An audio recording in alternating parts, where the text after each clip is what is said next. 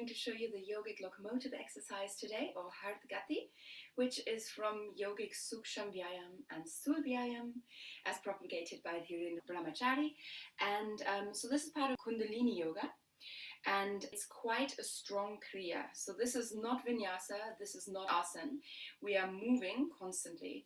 We're not just moving our arms in a certain way, we're also moving our legs in a certain way, doing butt kicks as we jump, and we keep jumping. So imagine yourself on a trampoline. That's how soft I want you to feel. But these are only two movements. The third movement that we're going to do is the breath. And we're going to try and get our body into an oxygen deficit by breathing in and out at twice the speed. So we're going to start very easily and gently. But before we start, please do only do this if you've got a really good fitness level. Don't do this if you've got any issues or injuries. And check with your doctor before you do, because this is a very, very strong exercise. If you're not quite sure but you want to do the movement, then don't do the breath and just breathe normally and gently rather than at twice the speed. Now we're going to make our hands into fists, thumbs go inside. We're going to reach one arm to the front. Let's start by reaching the left arm to the front, bringing the right hand in towards us. You should see the fingertips of the right hand, and the fingertips of the left hand should be facing down. Now we're going to change sides. Look at your fingertips as the hand comes in. Fingertips face down there. Good. And we do the same thing again. Now really mean it. This is your engine working, so the locomotive is moving. Good. So we keep that movement up. And we don't just go like this. We really feel the strength here. Good. Excellent.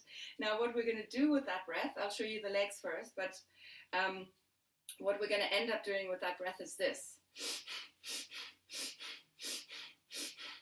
Okay.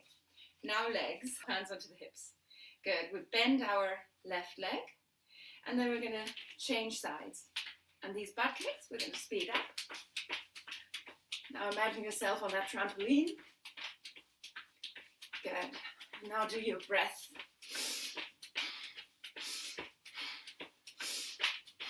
Good. So that's deep breaths here. Now speed that up. So that's what we're going to go for now. Really, really strong, deep breaths. So feel that in your belly. I don't want you to go up here just because we're breathing fast, okay? So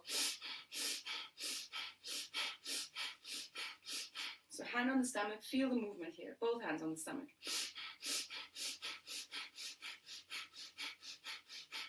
That's what we're going for. That in itself is a workout. Just that breath is a workout. But we're adding the arms and legs.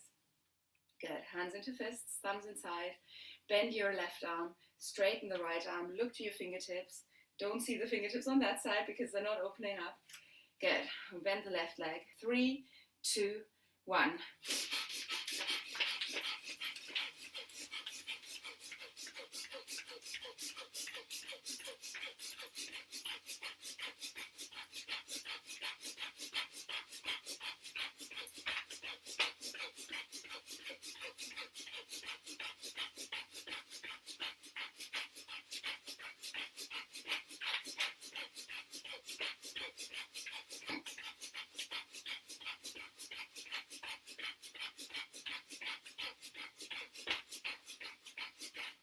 And relax. I probably should have timed that, but maybe that was half a minute. Now from here, legs apart, relax the hands and drop the head.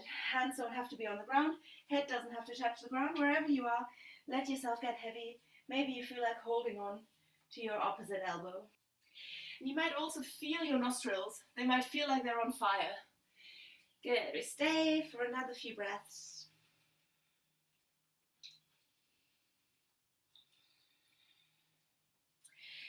And then why don't we do this again? This time I am going to time. Good, we're going to get ready. Left arm in, right arm to the front, bend your left leg. Take a deep breath in and go.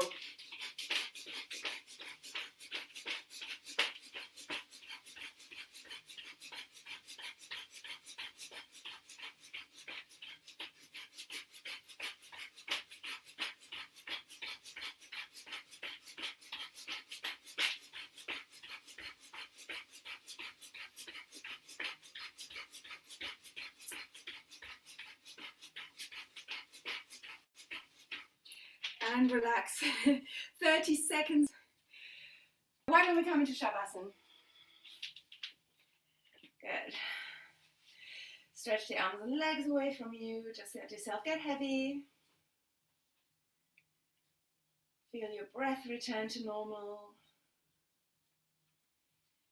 Feel your heart rate go down. Maybe you want to put a hand on your chest, on your stomach. Feeling your heart. Feeling those deep belly breaths. Stay. And just observe your breath. There should just be a deep breath quite automatically because of what we've done.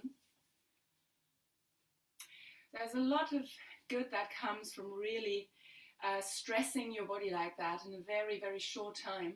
Because the way you then, after a bout of stress, go down to that rest and digest, to that really nice and relaxed state of the body, is something that you don't achieve if you're constantly somewhere around here, not too stressed, but never calm. Take it easy. If you're not quite there yet, if the breath is getting too much for you, just keep your breath slow and steady. Keep breathing into the belly. Maybe also be aware that as we're getting more and more tired, so we only did half a minute. You can do a minute once you're comfortable enough with half a minute. You can then go further and further. 5 minutes is a lot. It is a lot, but it is a workout that, you know, it's better than running for an hour or two, depending on your speed. But make sure that as you prolong those times that you're in the actual Kundalini exercise, that you keep your breath deep, that you're not breathing up here. And I think that is it. Thank you very much for joining. And if you have any questions, obviously drop me a line.